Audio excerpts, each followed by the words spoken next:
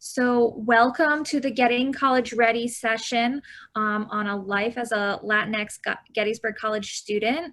I'm going to turn things over to Diana and Isaiah. It's their show.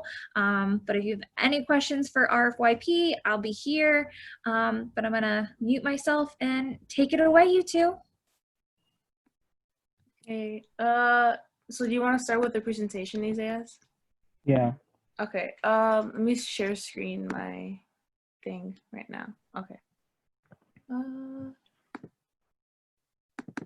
Is it working? I don't even know. Can everyone see it? Yeah. Okay. So, I can't really see the comments. Like, if anyone wants to speak. So, if you want to speak, you have to say it out loud. So, yeah. So this is a presentation on the life of Latinx Gettysburg College students. Let's start with introductions. I am Diana Mendez. I use she, her pronouns. I am double majoring in political science and Spanish, but I am deciding to triple major in globalization studies, but I have not done the application yet. So as of right now, I'm just double majoring. I am a rising junior, so I'm gonna graduate in 2022, and I am from Chicago, Illinois. Oops. Okay, there you go. Hi everyone, my name is Isaiah Martinez. I use he, him, his pronouns. I am a double major in environmental studies and Spanish. I am a rising sophomore, so I am the class of 2023, and I am also from Chicago. And then Alma, we don't have a slide for you, but if you want to present yourself, you can, but. Hi, my name is Alma. I'm from Houston, Texas. I'm a double major in Latin American Caribbean Studies with Spanish and political science. I'm a rising junior, so class of 2022. I don't know who else is in this. If they want to speak, you guys can, but if you guys don't want to, we can continue, but I need some sort of confirmation because this is a little bit hard. Oops. Okay. Oh my god. Okay. Well, okay, let's continue. So I'll let Isaiah take it away. Okay, so the first organization we're going to be talking about is LASA, or the Latin American Student Association. So this is a group that meets about twice a month. Basically, our goals are to bring cultural and social and educational awareness to our fellow students about Latinx heritage and traditions. We remember the significance of our roots, and four objectives that we explore our culture, social, community, and La Familia. So basically, LASA is what I consider a safe space on campus for Latinx students. So we all gather there and we just have a great time. We talk about our roots, our culture, and yeah, that's pretty much it. It's a nice way to meet people. And if you want to become a member of LASA, one of the requirements is that you need to volunteer. And that is also a great way to interact with different organizations on campus and get to know different people. Next slide. Yep. So these are some pictures of events. So someone's trying to join. Okay. So these are pictures of events.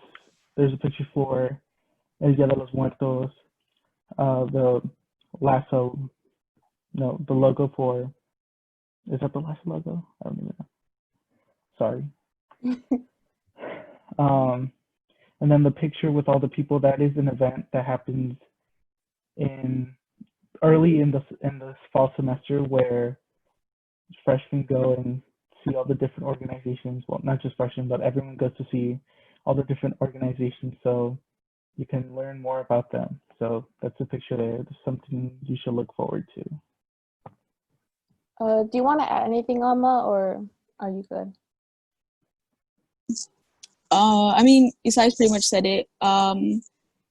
I think, I don't know if you mentioned it, sorry, kind of, but we also like have events with like different organizations on campus. So like BSU, we try to incorporate like Latinx House and to get involved to show that it like there's more than just staying within like our community, but it's also like getting involved and building bridges with other people. But yeah.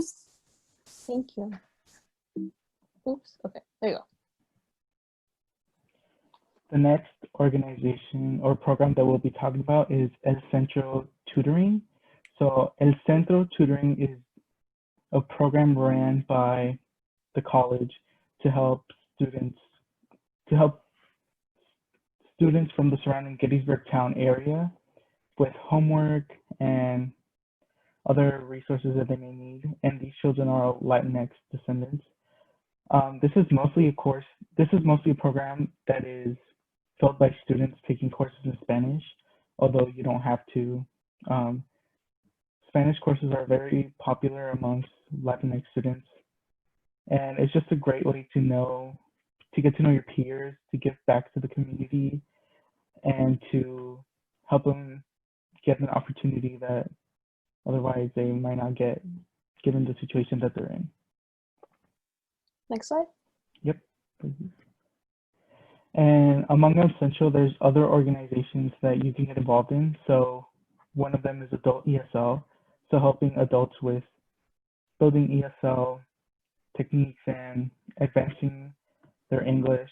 There's migrant education, and then there's the Painted Turtle Farm, which is provided by the Environmental Studies program. So it's also a great way for you to, if you're interested in that, to get involved with growing, cultivating agriculture, and getting to know people from the community, as this is a collaborative program with students, staff, and community members.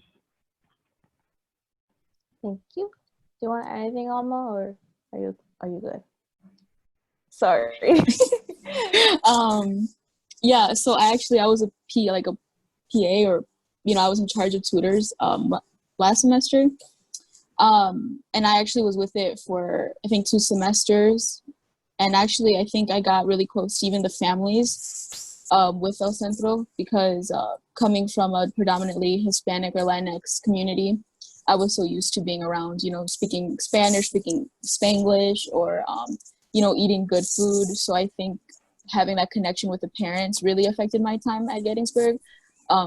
They kind of took me under their wing, some of them, and they would ask me like, how's classes, how's this? And a lot of them actually said it's great to see tutors or, anyone involved with a community that is Latinx, or that, are native speakers, because it means a lot when their students or their kids get to see people that look like them in college.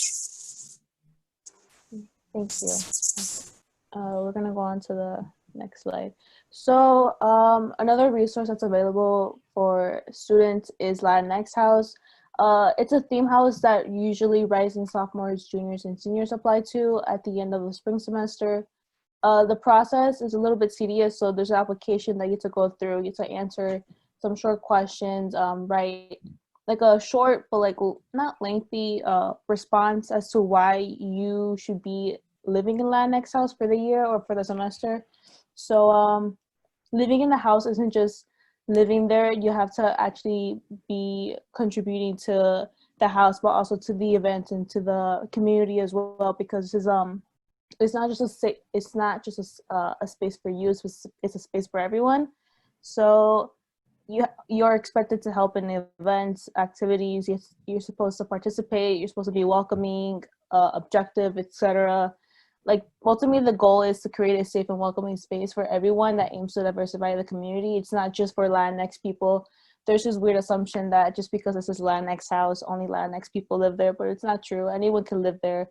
The whole purpose of that house is to make everyone come together, because if I'm being honest, Gettysburg is a little bit segregated, in the sense that like people have their own groups and they tend to stick to them for the whole year.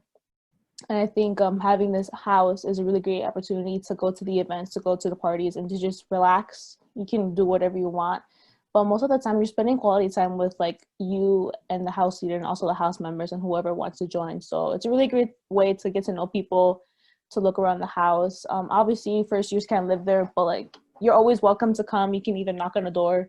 You can't come in, but like you can knock on the door, or you can text someone that's living there for the next year, and then you can just look around. But I'm not sure how everything's gonna work out due to the pandemic, but they usually have house tours during certain days, like in the spring semester, so you're able to see inside a house, able to see the room, stuff like that. But yeah, that's what the house looks like. It's pretty big. 2 years ago, if I'm not mistaken, only 9 people were able to live there, but now they moved the house and now 27 people are able to live there. So there's 2 triples, 3 singles, and 9 doubles. So 27 is like the most or the least, but it can also depend because some people go study abroad. So they either stay in the fall, then when they go study abroad, like someone else switches them. So it's a little bit more than 27, I think. This year it's like maybe 30-ish, if I'm not mistaken. But at the same time, there's also a house leader position that you can do if you are living in the house. The leader position is a little bit tedious. It takes a lot because you're taking care of the house and also planning the event. So you're basically responsible for everything. But also, you still get help of the house members, but it's like you are like the figure of the house. So it's a really big responsibility, but I think it's also really fun to explore, to get more leadership skills, positions, to learn more about the community, because there are some events that you have to host where you have to what's what I'm looking for? You have to join either an organization that's either like a house or just a club, which is really fun because you get to do whatever you want that's related to the Latinx in order to diversify the community. And the picture of the lady right here is Candace Montenegro, who was basically the founder of Latinx House. She and her other friends decided to make a house, and they kind of bid for a house college, and it launched 2018, 2019 for the academic year. So it's still new. So it's like there's so many ways that we can expand. And the location of the house is like, there's admissions, and it's like kind of like diagonal of admissions. So it's like near the corner of like the outskirts of Gettysburg College. So like maybe walking to your classes might be like 5 to like 10 minutes if you're walking really slow. But if you're running, then I guess it's lesser. But obviously she graduated this year, so I don't think you'll be able to meet her, but she was a really great person. And this is like the whole mission, is to bring people together and to make sure that people actually learn about the Latinx community or the Hispanic community. But it's like, it doesn't pertain just to us. It can expand to various aspects of the Latinx community. So yeah, that's it. So then there's another resource that you can do that's available to you that's also called Office of Multicultural Engagement, which is short for just OME. So it's like a house / classroom / lounging area. So it's all of above. There's like one little teeny classroom once you enter the room or the house, and it's a really great place, not just for Latinx students, just for people of color or Black or Indigenous. So there are various things that you can do, which is actually really cool. It's a really great way to encourage student engagement through various programs that are available to you. One that I did was called pre-orientation, and I'm not sure how many days you're able to come, but you come like a little bit earlier than everyone else, and they take you to really good places. We went to Six Flags one time. They showed us around the school, so like you're able to learn a little bit more how to get to your classes, the other resources that are available to you on campus. It's a really great way to get to know people and also to network in a sense. So it's like there are also mentoring programs that you can do, first year tutoring, or you can join to be a mentee, and then once you're older, like an upperclassman, you can be the mentor. So it's actually a really great way to get to know people and also to kind of help them, because before like you start up like not really knowing what to do, but then as you grow throughout the years, you're able to learn more. So then you can also do the same thing with someone else.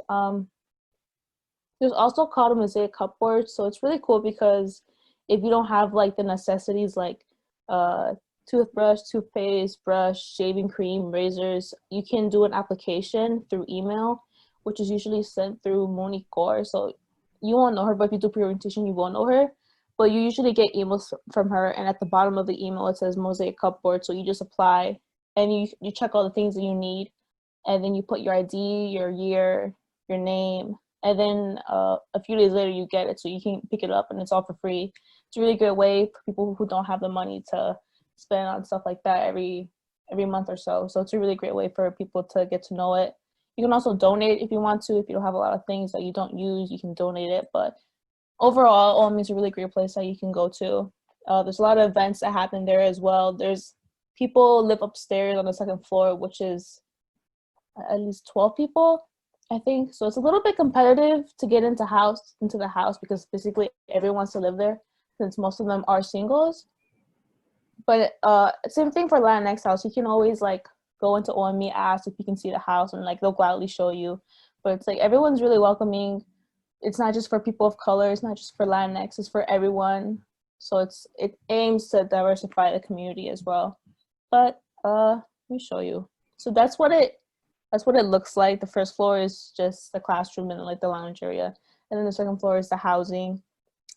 These are photos of pre-orientation that we did, which was really fun. I recommend. I met my great friends there. It was amazing. I think this one's pre-orientation as well, the one on the below. But yeah, it's a really great way to get to know people, to maybe get out of your comfort zone. I was really timid, anxious, introvert person, but like I'm starting to grow because of OME and because of Latinx House and because of LASA. It's a really great way to network, to better yourself, to learn more about different things that you haven't learned before. But overall, like these are all really great resources that are available to you. My friend couldn't make it, so she made me a list of the things that she wanted to say. So let me just read it right now. So I didn't put it up here because I assumed she was going to be here, but there's this thing called Eisenhower Institute programs, which is a really great way to also, it's not specifically about the Latinx community, but it is about either government, public policy, civil rights, women in leadership. It's really great programs that you're able to do for the semester. And me and Alma were able to go to the civil rights, or we were able to get into the civil rights program. And we went to Little Rock for a whole week, and then we went to Memphis, and we didn't pay anything, which was really great because before they used to make students pay, which was like, I don't know how much, but I think it was a lot. But because of like some people don't have like money to spend that much, they made everything free. So it's a really great way. Not a lot of us went. I think it was 10, maybe. It's really competitive as well, but it's like if you actually get to know the person who does the program, which is Robert Boyer, like you have like a better chance of getting in.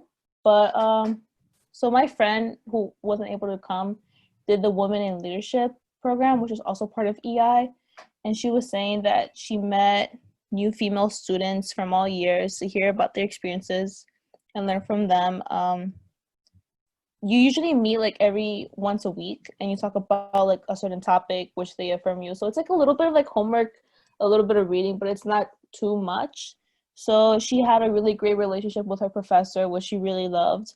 And she was given an opportunity this summer to do something really great, kind of like an internship, but also like a woman in leader position. So she was able to expand her knowledge and her work. And she said that it is important that there are more women of color in the program in order to add more perspectives on the issues I discussed. Also, this gives the opportunity to build a network and learn about different internships in the political science and public policy field. So these programs that I'm talking about, EI, most of them are people who are white. So when me and Alma went to the civil rights program, we were the most diverse group. And it's really great because you're not hearing just from like a one perspective, like of a white male. It's from a woman of color. It's from a Black woman. It's from a man. It's like, it's all over the place. And it's like, it's really great because people don't really know about that. And then when you have your own experiences about certain things like education and housing and how that affects like segregation and civil rights issues, you have your own experiences from it, and you can also educate others about it, because many people are ignorant in the sense that sometimes they don't want to learn it, or sometimes they don't even know it at all. So it's like, I wouldn't want to say it's your job always all the time to educate them, but like you need to also put it out there, make sure that people are aware of what's happening, because some people don't really know the truth because of the privilege that they have. So obviously these programs are really, really great, but at the same time you have to really voice yourself in order for not to be silenced. But overall, these are really great sources and programs that you can do. I don't know if Isaias and Alma have to say anything. I kind of rambled on. I'm really sorry, but yeah, I have something to add. I think, me and Diana, we did the Eisenhower Institute, and also I'm also like a leadership mentor for the GLC, which is like the Garth Wood Leadership Center. And I think I agree with everything that Diana was saying. I want everyone to understand, when you come to Gettysburg, yes, you might be the only person that's not white in your classes, but I don't want y'all to come in with like a prejudice or like, saying, oh, white people this, white people that, because it increases barrier between you and having an actual, happy life at Gettysburg. Because trust me, my whole first year, that was me, I was like, oh, white people, I can't even communicate. And trust me, like a lot of the time you might not like, you might not find a lot of similarities between y'all, but it's like, if you come in thinking that everything is against white people, because I actually learned a lot because of white people or Caucasian people, whatever you prefer. So I think that's an important aspect to have, or just to be open-minded and not to be completely be put off by someone's privilege, because I have a lot of good friends that come from wealth, and they've never met a Mexican before in their life, they come from Connecticut, and we have good conversations. And yes, if you feel like it's not a teaching moment, you don't want to teach them, then that's great. You don't have to, because it's not your responsibility. You're there to get your education and be a better you, to make it better for your family, to make it better for yourself, to make it better for your community. But it's also, you have to remember, after college or after Gettysburg, we're going to go into these spaces that are predominantly white right now. And we may not see it in our lifetime, our generation, but we're creating a better generation for the next, so they could see more people of color in their workforce or workspaces. So I think I want y'all to keep an open mind to, I think a challenge for y'all would be to actually have a conversation with a white person, and to not be automatically put them down because of their privilege, because at the end of the day, we don't know each other. We're there to learn from each other. So I encourage y'all to like use these resources and also find your own path.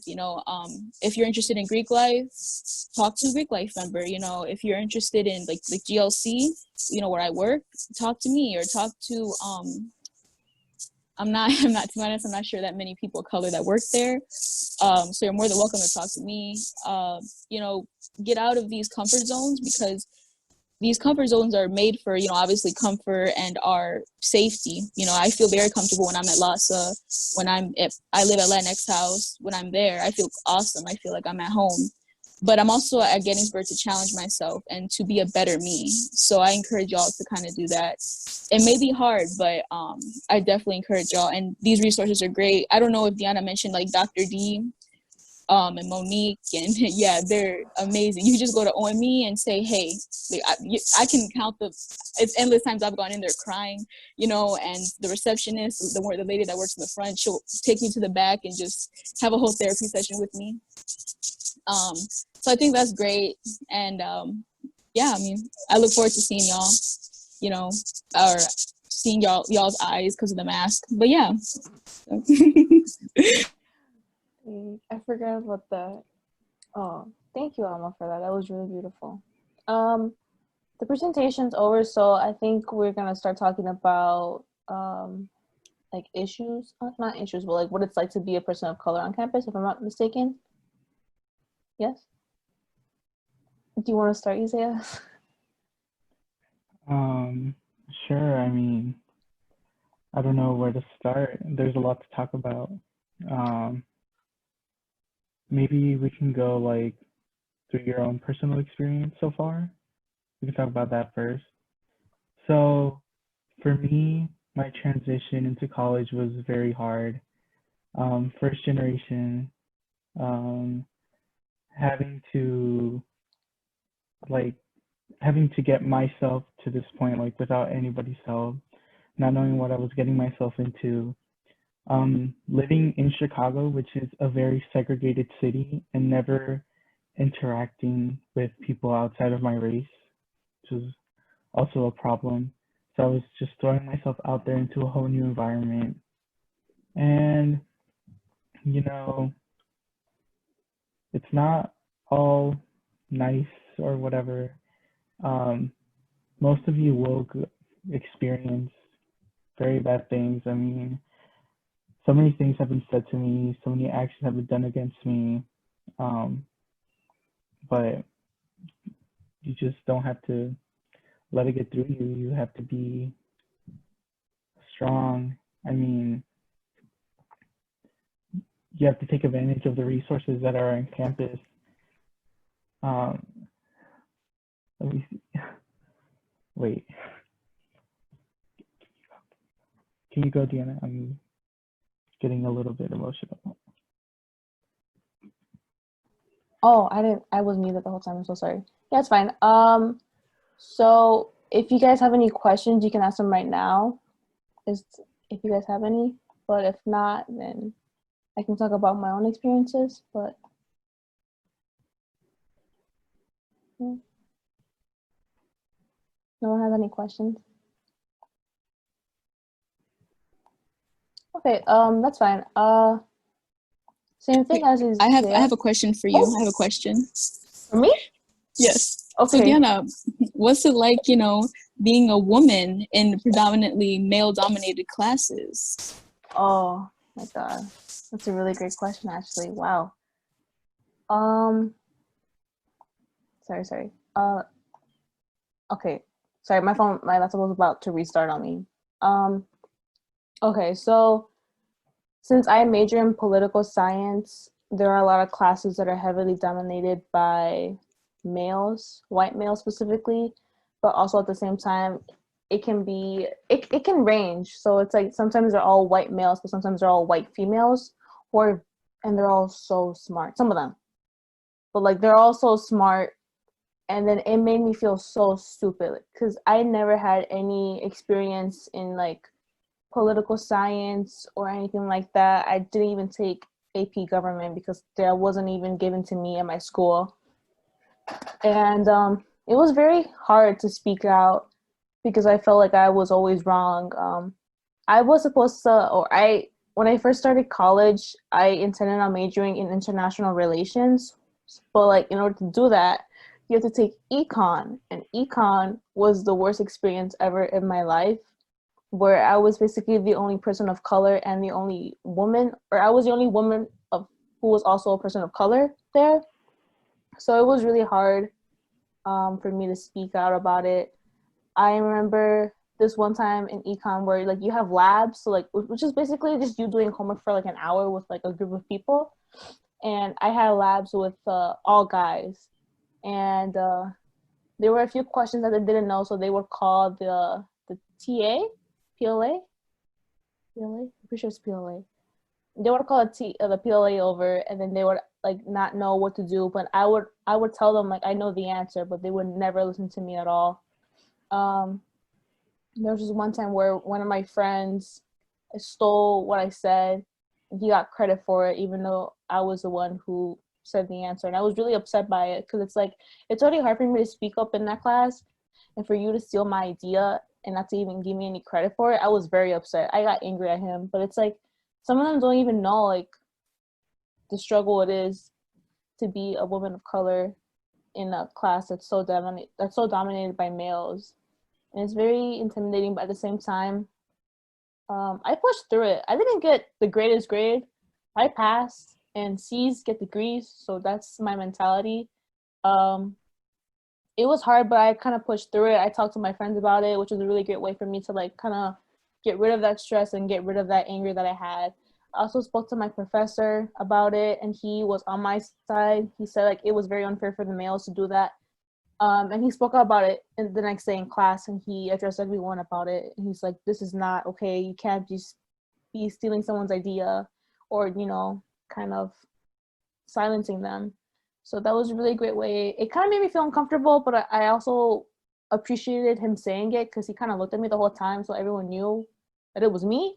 So I didn't like that, but at the same time, it's like it was really great for him to actually speak up about it. But political science, econ, I think those are mostly like the top majors that are mostly dominated by males. But I think it's econ more. But you have to push through. It's really hard. Not gonna lie, there were some times where I wanted to cry. I did cry. Sometimes I just wanted to drop the class, which I didn't. But it was really great because I was able to have my advisor there with me. So I spoke to him about the issues. I was very hesitant to speak up, but then, gradually I got out of my comfort zone. But if you ever have an issue, I think the best way is to talk to your professor about it. It might be, it's going to be really hard. It's going to be so embarrassing because if you're failing or if you feel not confident, it's a very vulnerable moment for you to speak out and be like, hey, I'm struggling really hard with this class. I don't know what to do, but I'm here and I'm ready to like do whatever I can to improve.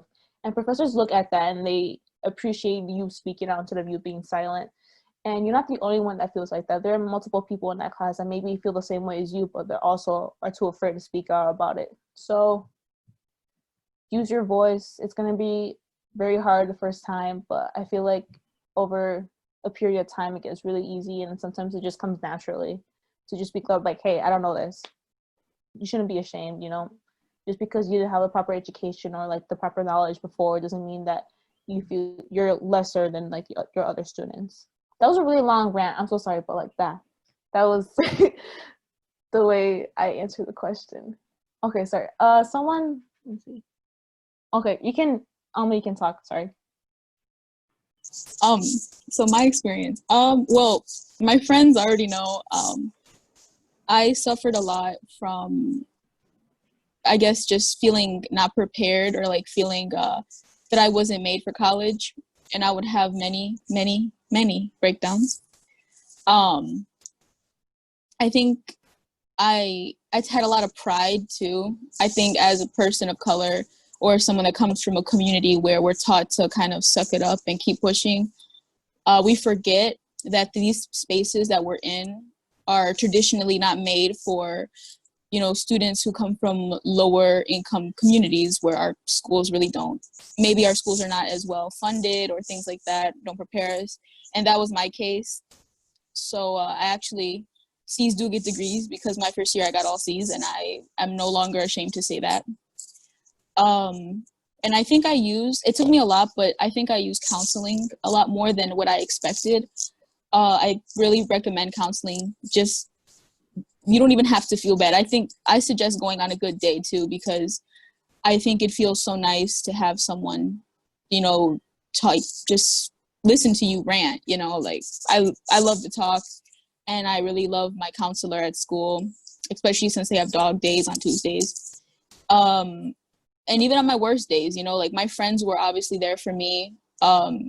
But obviously I can't always cling on to them because we all deal with a lot of it, like stuff at school. So I really recommend using counseling because it's free, and this is like probably the only time in your life where it's going to be free, and the charge is not cheap, out of college. It's like $120 or something for each session. But yeah, I think my experience at Gettysburg has definitely evolved, I would say. I think that's a proper term for me to use. It made me feel more confident in my identities as well. So, growing up, I always considered myself more Mexican American. you know, I spoke English and Spanish growing up with my parents. My Spanish isn't perfect. My English sometimes isn't perfect either, I ain't gonna lie. But at Gettysburg, yeah, I realized it's okay to identify what I identify as, and I think that along with that, there's so many resources that are a lot of people don't talk about, and that's what like Isaias and Diana, like they made this to talk about it, and I think it's so important too, because it's easy to go through life at Gettysburg and just struggle and suffer, and to suffer in silence. It's so easy to do it. Like, I have to remind myself to go to sessions, you know, to just talk, because that's all we need. Like, if you're at Gettysburg, if you got accepted, you're there because you did that on your own, you know, as every other person, and you probably had to go through more because either, you know, like I said, your school might not have been the best, your community may not have been the best. You may feel like, you know, you're not worthy of being there, but it's gonna be a journey. And I think I really recommend y'all start early with like self-care and mental health, or else you're gonna end up like me my sophomore year and have multiple breakdowns every day. But we're not gonna talk about that. But yeah, so. Do you guys have any questions, comments? I saw that Laura sent a text or message, and that you're interested in political science and public policy. Is there any questions that you have, or concerns, comments, anything? Or Jacqueline, sorry.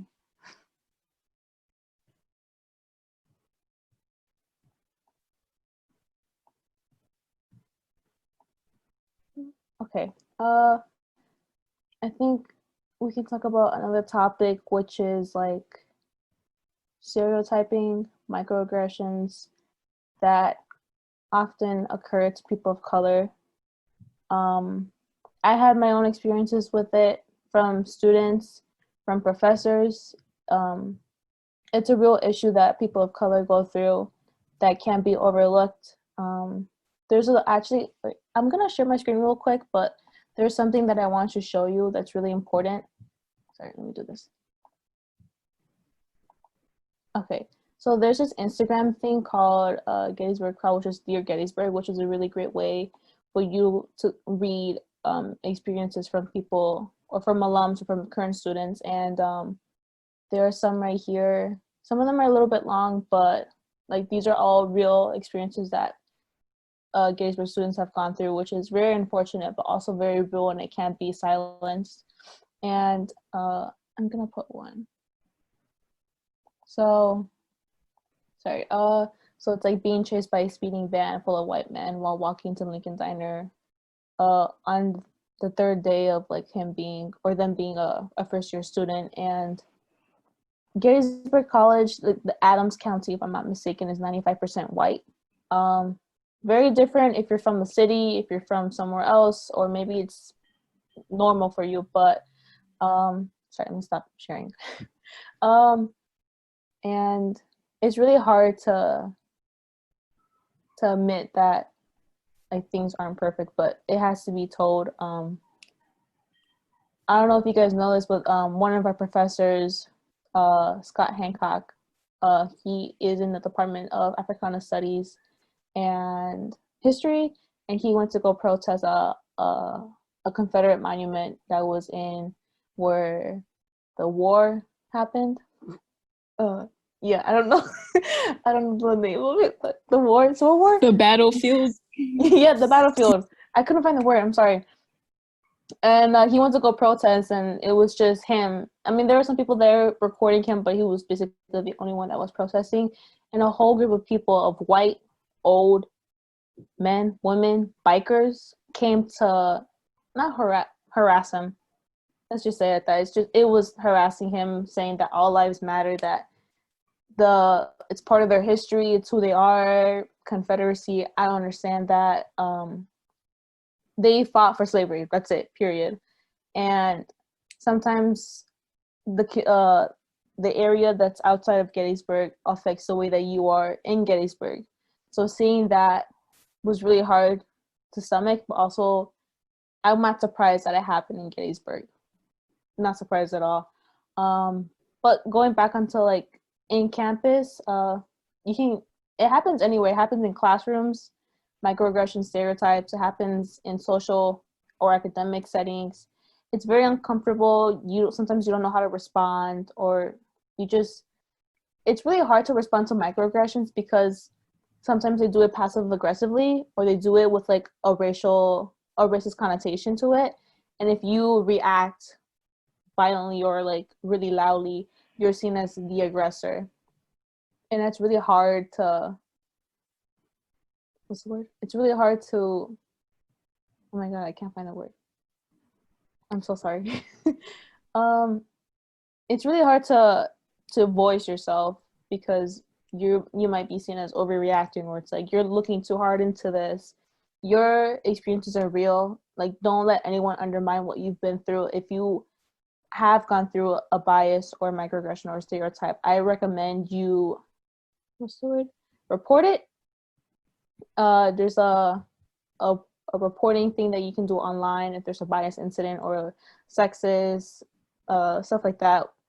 And it is really needed for you to report it because that's how they get their data. And if a lot of students go through these microaggressions or these bias incidences and they don't speak about it, the school automatically thinks like, oh, look, our reports of bias is like 20. That's really good. It's not, because a lot of people don't report it for various reasons that, is justified. But I think at the same time, it's really important to know that like there are people there to support you who aren't going to diminish your experience at all. That was a really long rant. I'm so sorry. Let me see the question. Do professors usually respond, speak up when something happens during classes? It depends. I feel like sometimes it's even the professor that uses those words, or that uses like a microaggression against you. If that's what you're talking about, I hope I'm right. But usually, I don't think it happens if there's like an incident like that. I think it also depends. Yeah. Like, It I don't know depends if on who Isaias professor wants to is. talk, but Yeah. Isaias, no. Oh. I I mean, not about the professors, but like about microaggressions. So, I've been subject to like being stereotyped, on campus. So I stopped talking. One of my group of friends stopped talking to me because, one of them decided to stereotype me as, being loud and aggressive, and I guess they didn't want to deal with that. So they alienated me from them. So that's one incident. Sometimes, this past semester, I stopped going to Servo. Servo's like the main cafeteria, on certain days, because there was this lady that worked there. She would like stare me and my friend down. So me and my friend used to go to breakfast every day before class, and she would like stare us down, wouldn't like take her eyes off of us. She deliberately like would clean areas around us just to keep an eye on us. So that can happen. At the library, people just staring, like giving you death glares while you're walking in and out. People saying things. That's the worst. And then, for me, the biggest thing is like, most of the time, I was afraid to say something because I didn't want to be stereotyped. I didn't want to be alienated. And yeah, I mean, there was a really bad case, a really bad one that still gets me to this day. And it's like, I can't do anything about it. I feel like I can't do anything about it because they like to use so this person made a comment towards me. It was really offensive. It really made me feel bad. It really got me in a bad mood. And then I couldn't say anything about it because they knew that I reacted badly, and I guess they knew something was going to happen. So they threaten me to not say anything. So it's something you have to keep in mind of, like, really, I feel like I can't do anything. So you have to keep things like that in mind. Things like that can happen. Um, so yeah, just report it if you can. And if you can't, try to find a way to like let it out, because holding it in is not healthy. Yeah, no, I actually agree with that, obviously. No, I think it's bound to happen. You know, you're gonna have an experience where you feel definitely uncomfortable. For me, it was like a couple actually. I think the main one for me that was kind of like a kind of scary moment was walking home. And a truck did pass me, and you know, they were saying things that you don't say to a Latina, you know, or they're saying derogatory or just discussing things. I'm grateful though that they didn't stop. I wasn't the only one that it happened to. It had happened to other women of color on campus. I don't know. I haven't heard any more reports of them, so I'm assuming it's. I don't want to like, you know, I don't want to jinx it, but I hope it's done with. But I did want to answer kind of Laura's question. I think my experience with that, of professors kind of speaking up on things, it really depends. I had something when I was in my political science class where it was kind of like a sexist thing. And I feel as if it went unnoticed by the professor. And so the next day, I felt the need to kind of tell the professor, and I'm like, okay, I'm gonna go to his office hours. And I sat down with him and I explained to him the whole event, and he honestly, like, you could tell when a person's genuine or like they're real, you know. And he actually was sitting down and he talked to me about it. He said, I apologize. It's, you know, I admit I should have like paid more attention. I'm gonna start that from now on. So I think it depends on the professor. Like I think Diana mentioned it. Sometimes they actually are the ones that are like perpetrating these stereotypes or these I guess very thick things that kind of seem ignorant, to be honest. They seem like, come on, man, like really, you're the professor? And I don't know, but yeah. And these are not to like, you know, make y'all feel scared or make you feel sad, but it's like these are real events that unfortunately there's a 90% chance that y'all will have to experience. You know, it's inevitable, I believe the word is. You know, and we want y'all to feel safe. That's why we're telling y'all all these things, and we want y'all to feel safe coming up to us. You know, I'm pretty sure like Isais and Diana, because they're great. They're both very open people, and they're very nice. So if y'all ever like see us or just want to like come up to us, I mean, both of them know I talk to everyone, anyone and everyone, whenever, wherever.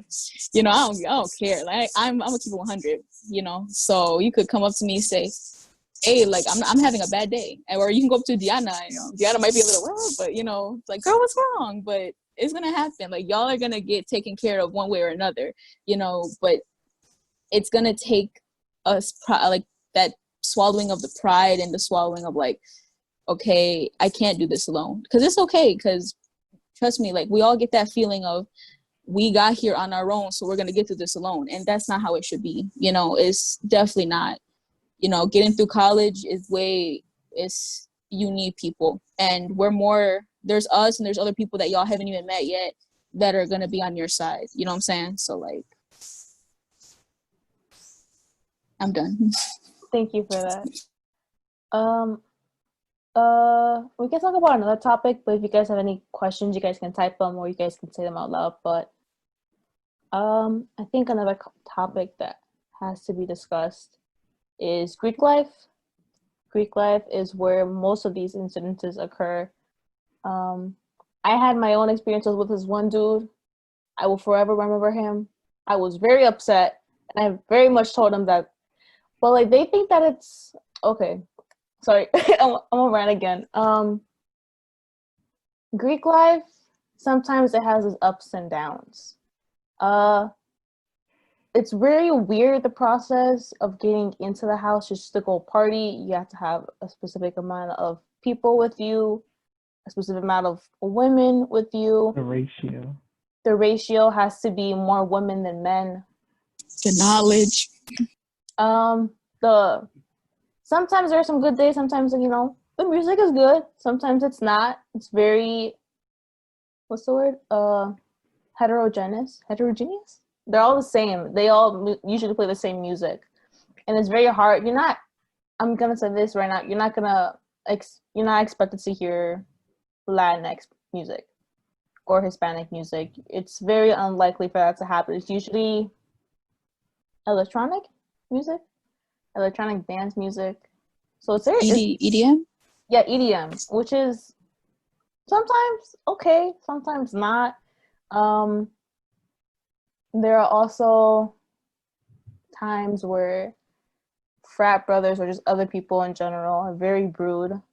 I had my own experience with this one guy who, whenever me and my friends would walk into the frat house, we're all women of color. We all identify as Latina and Hispanic, or Hispanic, either or. And he would always stare us down with a disgusted look, like he couldn't believe that we were here. And I would hear him mumble under his breath, like, "Oh my God, I can't believe they're here." Like, ugh. And I'm like, well, wait, what's this dude's problem? Like, we're not even doing anything. Like, we're just walking. And then he would make some comments that I did not like until one day I snapped. And I was like, who do you think you are? Like, who do you think you're talking to? And I get that that's on me, that I shouldn't have reacted like that, but it's like, that's kind of the dangers of also these instances. It's like, once they constantly start to build up, either you release it out to them or like you find some other way. And I usually lash out when something happens like that to me. But frat Greek lives, or there's no sorority houses, there's only, what, there is one? Mm-hmm. Nope. No. Okay. There's only frat houses. That's basically living in Gettysburg College. There's only two things you can do. It's either staying with your friends in the house or going to a frat party. Or you can go to town, but like, you know, you can't really go anywhere without a car. So it's like things kind of get redundant, but it's all an issue. Sometimes the school doesn't address it. Usually they don't at all. But I just recommend you guys being really, really safe. Don't leave your don't go alone. Go with a group of people who you feel comfortable with. A lot of things happen. You never know what's gonna happen that night. So I just recommend being really, really safe, but also having a really good time if you want to. But if you feel uncomfortable, then I recommend you just leave, which is understandable. Not everyone's up for, you know, Greek life and parties and stuff like that. But there are also little things that you can do besides that. There are some painting events, movie events. You can hang out with your friends. You can hang out downtown. My friends and I go to Walmart for fun. It's not that fun, but you know, it's nice to go outside sometimes. Eat at Burger King. Yeah. Movies. You could go to the movies. Movies. I actually, not because of the pandemic, I don't know how that's gonna work out. But you know, there's also Netflix. That sounds really bad, but it's like you can do many things other than just partying. There are also a lot of social and academic events that you can go to during the weekends. There's these things called, let's talk about it, E-race, E-gender, if I'm not mistaken. Is it E-gender? I think so. Well, they're usually like an hour and a half-ish long, talks about like real issues on campus. So either like maybe what is it, like exotifying women of color, mostly like light women of color. So colorism, racism, stereotypes, microaggressions, sexism in classes, stuff like that. And it's really nice to, like, you know, it's a really big circle. Everyone, not everyone, but like a lot of people come. You're able to talk to about your experiences, or you can just listen to others, which is also a really great way. There's usually, like, for E-race, there's 2 or 3 faculty and staff members that are there, will kind of guide you through the process, but at the same time they also teach you other things. Like I remember we did like a little game where you match the terms to like its definition, but there was like various levels of racism obviously and colorism and all that stuff. So like most of us didn't even know like if this was correct, because like they're all related to one another, but it's like not a lot of us knew about the definition. So it was a really great way to know about more about it, and also you can do your own research like once the meeting's over. But it's also an outlet that you can use to like, maybe you had an experience and you feel comfortable saying it with your friends or with a group of people, like, hey, this happened to me, I want everyone to know what happened, so like they're careful, or like they know of this person or this group or this organization. But that was a really long spiel. I'm so sorry. I rant a lot. But other than that, I don't know if anyone else wants to add. I feel like I normally go after you anyway. No, but yeah, I definitely get that feeling of, you know, everything being repeated, you know, because it's a small town. But I mean, I'm a what is it called? I'm a person that likes to think like the glass is half full more than it's half empty. So I come from big city. They, you know, besides Indiana, come from big city.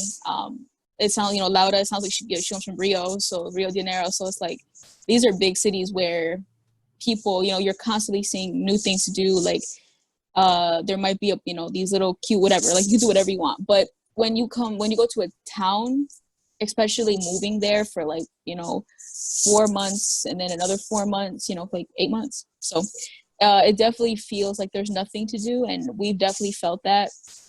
But there's always something going on around campus that I think is important to kind of allow yourself to get out of these comfort zones and like, oh, well, that doesn't sound like me, so I'm not going to go. Like, if it's something that doesn't sound like you, then actually go try it. You know, like my first year I tried knitting.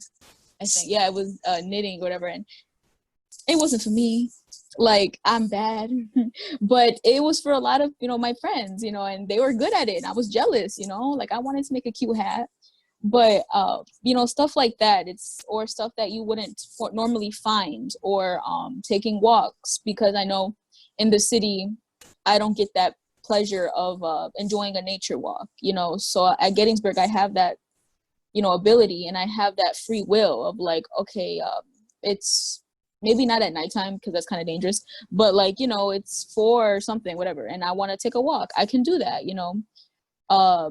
Or I want to try this cute little coffee shop in town. You know, I'm able to do that, you know, within walking distance.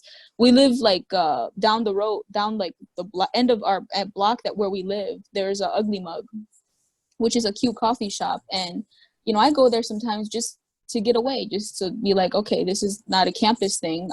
You know, you might see someone from campus there, but it's like, they're mostly townies that go there.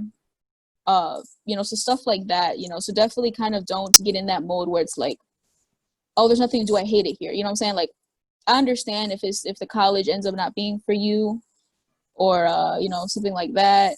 And then, oh, well, yeah, Diana just reminded me of the sushi place in town, Causeway, where we go sometimes, you know, and you're able to use your money that's on your card, your ID. So you get, I think first years get $50 their semester, and when you're upperclassmen you get $250. That sounds wrong. Hold up, so 200 at least. Yeah. Plan. Depends on meal plan as well, but I'm pretty sure like I think the base is like 2 something for it. The highest is like, you know. Oh, well, we ain't got that, but we definitely like, you know, we would make time out of our schedules, you know, our hectic schedules, to take a meal, like have a meal together at this restaurant, and it's amazing. Like, I love it. You know, you get to just hang out with your friends and enjoy like ramen, sushi. It might take a while, but you know, the sushi will get there. Yeah, so stuff like that. Definitely don't you know, think that it's not for you just because, you know, you haven't found your thing yet, or your friends yet. Because I've seen people leave, and some of them regret it, some of them don't regret it. You know, it's unfortunate that a lot of people of color feel like Gettysburg is not for them, you know, because Gettysburg should be for everyone. But yeah, I don't want to go on a spiel either, so I'm gonna stop. Yeah, also, if you can drive or know someone who can drive, get a zip car, leave, go explore around. Me and my friends would get a zip car at least once a month and just go somewhere else just to leave campus. Sometimes it can be overwhelming and you just need to leave, and that's okay. Just find a way to get out there. Also, there's a lot of entertainment in town and on campus. A lot of music majors do recitals throughout the semester. Um, the groups, orchestras, choirs, they put on performances throughout the semester, so that's also something to keep an eye out for. There's usually something going on during the weekend, so you just have to look for it. Also, there are trips sometimes to DC. Me and my friends went to the African American Museum, which was really great. I recommend going there. It's a really great experience, but also uh, it's a very tough and like difficult what's the word I'm looking for? A topic to look at, to see, but it's also very informative and worth going for. Sometimes you're able to go for free, sometimes you're able to pay, but sometimes they take you to New York to see a play. Sometimes you don't have to go see the play, but you can pay for like the bus to go to New York, and you can do whatever, and then you can come back when the play is over. A lot of movie time that they showed. They showed what's it called? The football. What's it called? I'm In February, the football Super Bowl. oh, Super Bowl, Super Bowl. I couldn't We not remember. football fans. So they showed that in the the bullet, which is where you go eat, mostly for upperclassmen, but there's also like a little place where you can like lounge and do your homework. So there's a screen in there, they show it. They play movies sometimes. Sometimes clubs like BSU, LASA, etc. They play movies there, and you're able to go there, eat some popcorn, really have a fun time. There's also there was this really fun thing. Oh, Midnight. What's it called? Midmad. Yeah, Mid-Mad. Yes. Midmad, which is Midnight really fun. Madness. Yeah, which is really fun. It happens once a month. Yeah, I think it's the first Saturday. Yeah, the first Saturday, and then they open Servo or Bullet from 11 to 2. Yes. And they have like junk food, so there's like sometimes there's chicken wings, fries, mozzarella sticks, hot dogs, karaoke. Oh, karaoke, that's really fun too. What else? There's also like they had like, what's it called? The inflatable where you jump on, like I'm like blanking on it. Like the bouncy house, but like it's like Hungry Hippos or something like that. Yeah, it's Hungry Hippos. Like they had inflatable things outside which you were able to play. There's dog days as well. If you feel like, you know, in a bad mood, you can go pet the dogs. A lot of professors, faculty members, staff bring their dogs during that day, and you're able to pet all of them. Also, DPS has dog events.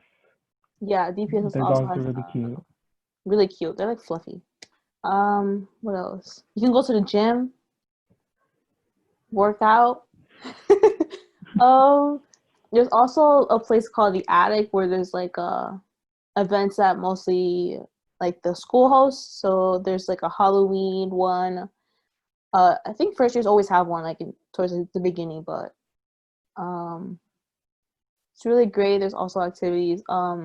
You'll also have to do CYC credit, and you have to get like various points in different like themes or topics, and you can go to any of the events listed there. And there's a mental health fair. There's a club fair that you can go to that you see everything. The school tries really hard to like provide as much as you can, and if you want to do something, you can always do it. You can maybe join a club and be like, hey, this is a really great thing to do. I think I would be very much like, what's the word I'm looking for? Program it, organize it, but it's like people are open to like a lot of ideas, painting, dancing, partying. Very fun. You get to meet people, have a great time. But yeah, that's basically it. If you guys have any other questions or comments, concerns.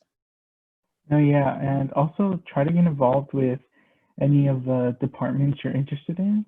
Go to their events, get to know people. They can also take you places. As I mentioned, one of my majors is Spanish, and they took me to DC, and I saw a flamenco show. Also your classes could take you to different places. I know all of you signed up for first year seminars. My first year seminar took me to an anime convention, so it's you just need to get involved. Wait, yeah. No, I was gonna say where my first year seminar took me, but that is not as cool as that. Yeah, my first year seminar, we got to go to DC to the gallery, like the self portraits in the gallery part of the Smithsonian. And we got to pick like an inspirational person, I think, and we had to write about how they were portrayed in the picture and things like that. And like we had to do, I think, like 3 pages. And I chose like Cesar Chavez. Yeah, Cesar Chavez. It was like this whole mural of a different Latinx activist within his big selfie, which I thought was amazing. So I wrote about that, and I think it was just an experience that I never thought I would have, because I think I've been to Smithsonian once, and it was not to that part of the museum. So there's a lot of hidden gems. And after, like, we even got free food from this vegetarian place. But yeah, first year seminars, I definitely. And also, I think first year seminars allow you to like get closer to people in your halls, or in your your buildings. Yeah, because I definitely got to meet some cool people, and mine was all girls too, so it was really cool. Like, we got to talk about a lot of feminine stuff, and it was I liked my first year seminar. There are also classes that you take that require you to go to these events. It's like a 4th-hour requirement. So mostly like for political science, there are like people like spokesperson come in and talk about like a certain topic, and your professor might say that you have to go to this in order to get credit. And like some of them will look for you, so you gotta go. Like some of them are really fun, some of them are like interesting, but sometimes it depends on what your interests are. There's also, like, for political science that I know of, there was like a little pizza night that we had that was in like in a little small place, and we spoke about like issues that were happening in the US and like our opinions about it. There's also what's the other thing?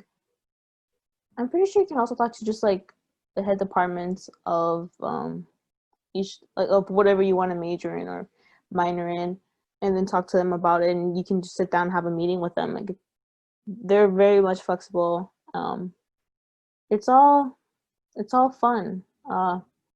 Most of your professors will grow really, really close to you. At the same time, like with LASA, we do events with like the community. So we had LASA dinner night, which it's really fun. Like they order like food from like, a Hispanic or Latinx restaurant, and then they bring it here, and then you eat it at either OME or somewhere else. I think you have to pay for tickets. This was like, but it's only like $5. Not that bad. There's also an event where you meet or you eat with the Hispanic community in Gettysburg, which was a really great experience. I think it was during Dia de los Muertos, and a lot of the parents spoke about like their own stories and like what they did during those days, and like how it was for them either in Mexico or here. It's another thing. What's it called? That thing that you did, Alma, where all the cultures come together. I totally forgot about that. And I'm on a committee. So last year I helped organize this thing called Burpers, which basically is this kind of big celebration of just different cultures on campus. And also I think it was really cool because a lot of like the organizations, they kind of put in their own food booth, and it was delicious. I think like the Vietnamese student. I think they have their own Vietnamese Student Alliance, I believe. They like had their own, you know, like food, and it was amazing. Lhasa, we ordered from this amazing place, I think in like Lancaster. What else? BSU had soul food. It's really good. There were just so many options, and then there's like it's like a big event, so we have multiple people like that perform. One of my favorites was the South. I don't want to get it wrong. The South Asian performance where people from Nepal or India got together and they did a whole like Bollywood production, and it was amazing. And then another girl, she did like a traditional sword dance. And then you get to rep your flag, which trust me, it's a lot to organize. But if that's something you're interested in, or, you know, either you want to go or like just get involved with kind of help organizing that, it's really cool. I think it was a privilege for me to be able to work with people that are so different from me. Like I worked with a lot of international students organizing that. And I got to learn so much, you know, I got to hang with them. I got to try new things. It was stressful, don't get me wrong. Like, it's definitely, but to see it all put together, it was kind of beautiful. And I think it's well respected around campus. And actually, we did win an award for it. So I think we got like first place for national diversity celebration, something like that, along those lines. So I definitely recommend checking it out. I don't know what's going to happen this year, unfortunately. We normally have it in the fall semester. We might switch it maybe to spring. I'm not sure how that's going to go. But yeah, I totally forgot about that. Yeah, really cool.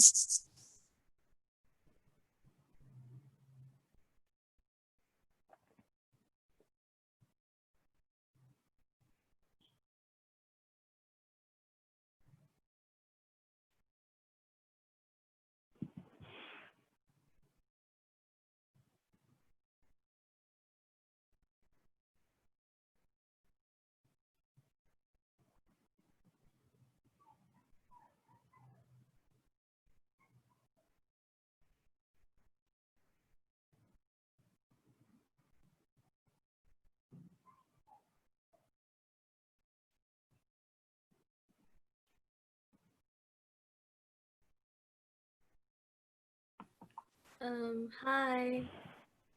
Can I ask a question real quick? Yes, you can.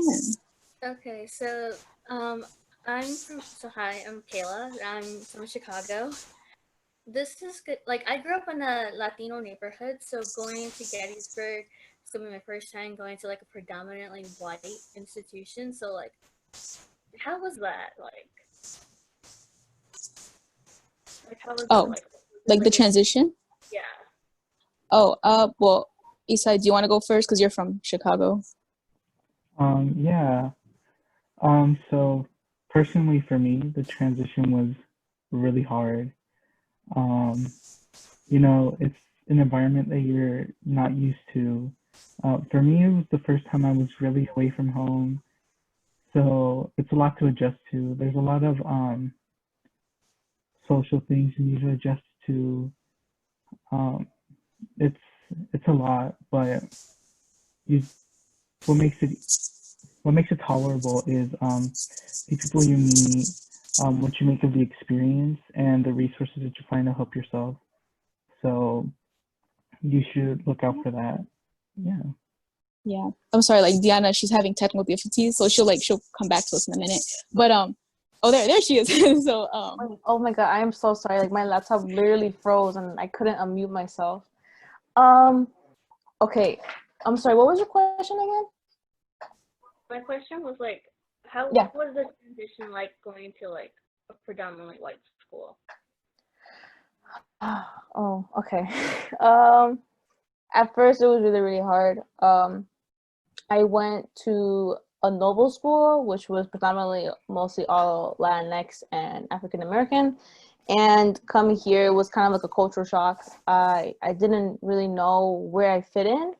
I was an introvert. I didn't really speak that much. I was very anxious to make new friends. I kind of stayed in my bubble the whole time, which was really, really bad because obviously it's not good for your mental health to like kind of seclude yourself from everyone else. But like I had really great friends like Alma and my other friends who actually pushed me to get out of my comfort zone. And it's a really tedious process. I'm not gonna lie. There are some times where you might cry or you might be frustrated or you just don't want to do anything, which is okay. It's understandable. But I just want everyone to know that you that there are outlets to resolve that. Maybe just hanging out with your friends or just going to the library or going to downtown to town and just explore the little area. Academically, it was also really hard as well. Like I was a really good student in high school, like all A's, and then I came here and I got a C and I started bawling my eyes out. I did not like the idea of just me failing, but I think you have to get used to the idea that college is really, really hard, especially Gettysburg College. Like the homework that professors assign is astronomical, and you shouldn't let a grade or a letter determine who you are as a student, who you are as a person. Like it is really hard to see that if you've done really, really well academically, maybe in your high school years, and you get like a C or a D. It's understandable that you're upset, but also you should talk to your professor about it. Let them know how you feel. I took a Poly 101 class, which is American government. I love American government, but I absolutely suck at remembering like events and like bills and policies. And I got like a D minus, and I bawled my eyes out, and I cried to my professor, and I'm like, I don't know what to do. Like I'm studying for these quizzes, but like I always fail them. I have a really bad issue of like always doubting my answers, and I always change them last minute, and then they're right. So he actually sat down with me and told me, what I should do. He reassured me like everything was gonna be fine. And I did like a really big study guide for my final, like really, really big. It was actually really draining, but also so nice to look at. And I got like a B plus in that class. So like, if you talk to your professor and you actually really, really try really hard, I'm pretty sure like you'll be where you want to be. And if you don't, like, don't hold it against you. There's so many semesters where you can grow as a person, or you can grow your GPA. If your GPA is really low, you have 3 more years ahead of you to raise it up. So Yeah. I think for me, going back to your question, I also I come from a very my high school was 100% minority, 100%, it was 90 something percent Latino, and the rest was African American or Black. Yeah, I'm from Houston, so it's I was used to diversity, but I never really in the same sense of Gettysburg. I had a horrible transition, I'm not gonna lie. It was very difficult, very, very difficult. I think I'm just getting out of that transition, to be honest with you. I'm gonna keep it 100. But I think it takes time to kind of accept that. I don't know if you were here before when I said it, but these spaces are not traditionally made for people of color or people that come from, predominantly Latinx, communities, or even below the poverty line. Because where I live, I don't got AC, girl. Come on, it don't get more poverty than that. But stuff like that, it's you have to understand. So when you feel kind of bad about, oh, this my first D or my first C, it's that's one grade, then you have to say, oh, I'm still here though, you know what I'm saying? This space wasn't made for me, but guess who's occupying this space? I am, And I think it took me a while to understand that. You can ask my friends. I still feel, I ain't gonna lie, I still feel dumb half the time. I'm what's going on? I pretend. I'm yeah, I get it. But I think that it's gonna take a minute for you to take a step back and find your own journey and your own path. And you could hear 100 times that you're worthy of something, but until you start believing it, it's not gonna, words, it's just gonna be words to you.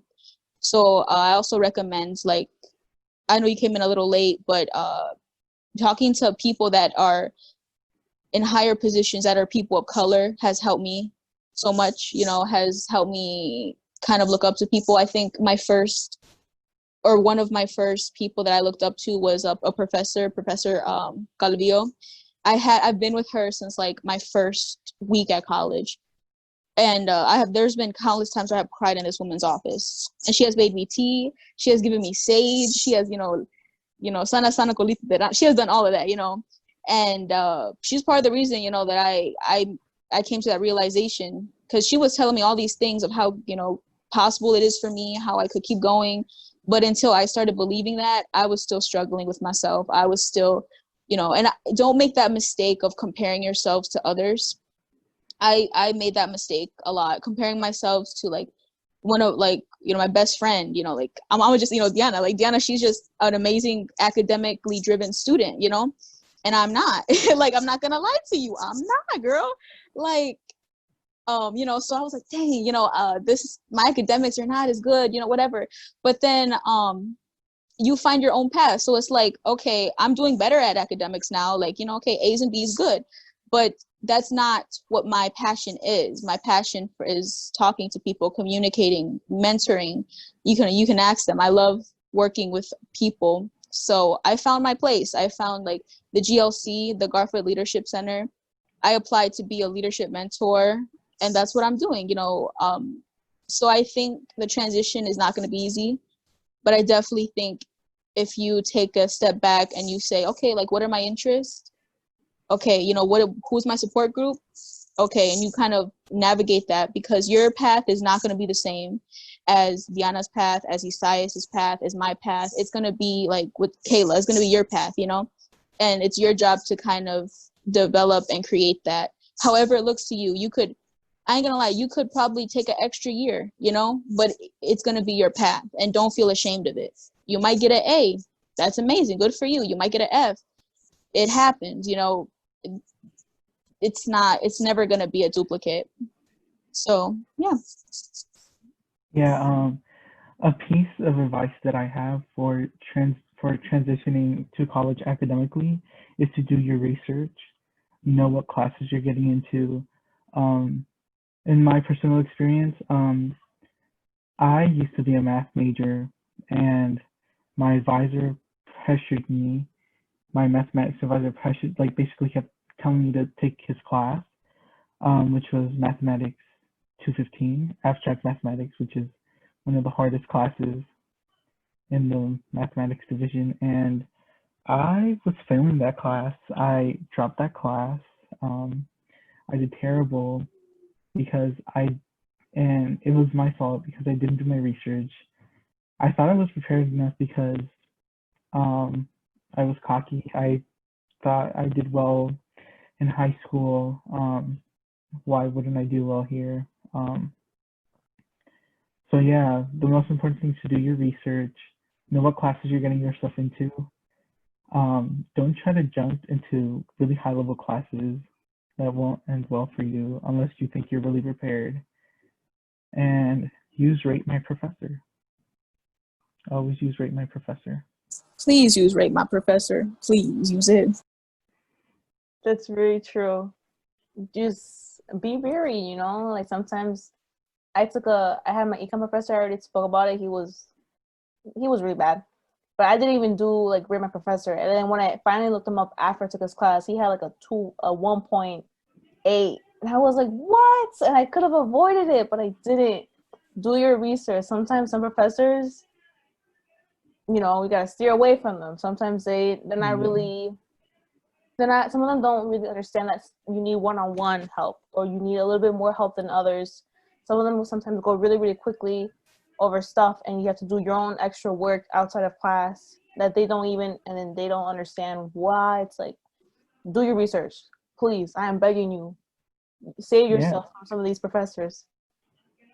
Talk to other students. My first semester I was talking to Alma about my history professor, Miss Barbara Summers.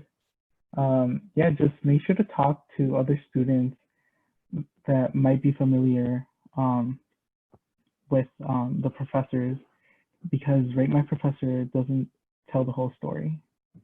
You have to keep that in mind too.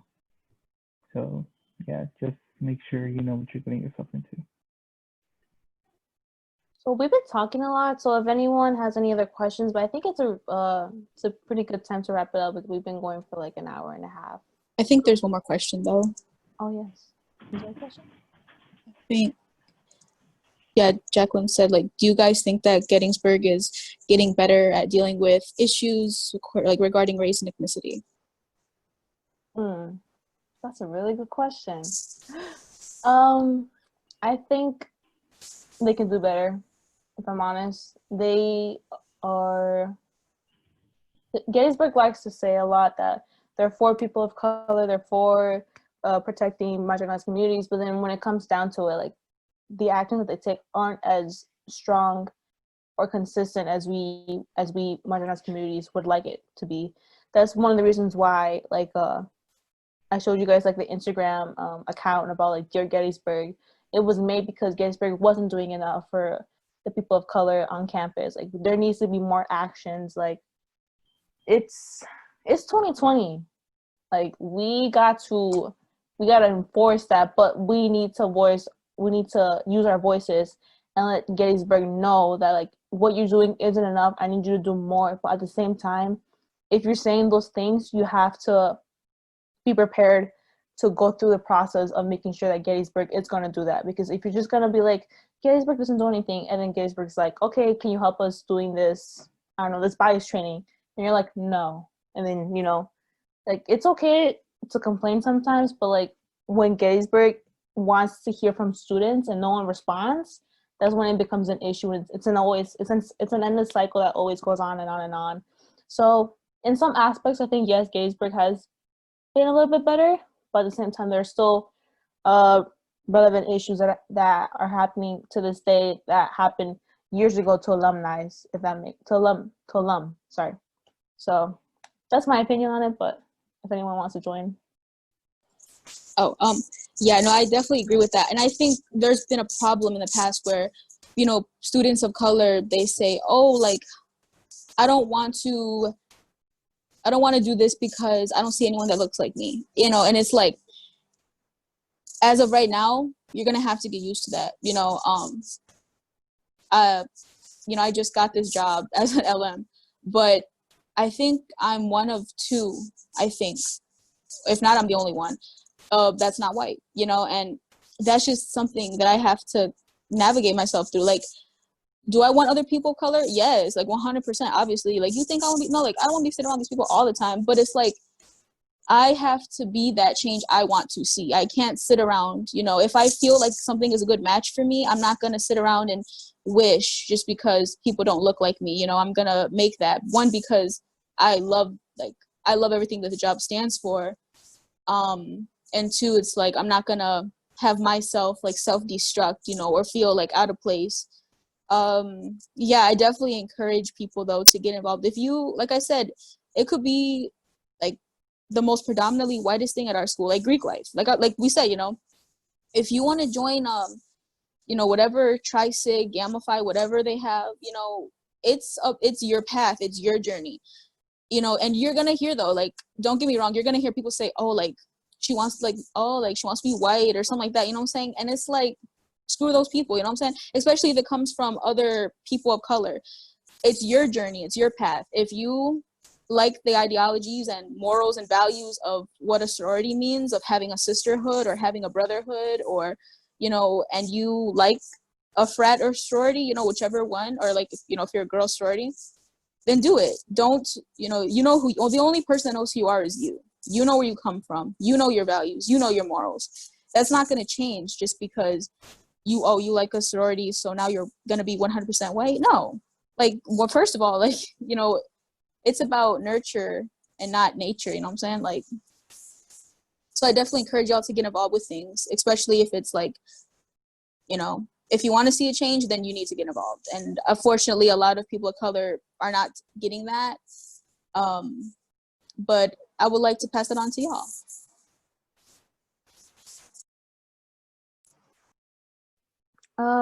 Kelly, I don't know if like we're short on time, but if anyone else has like questions, I think we can end the session.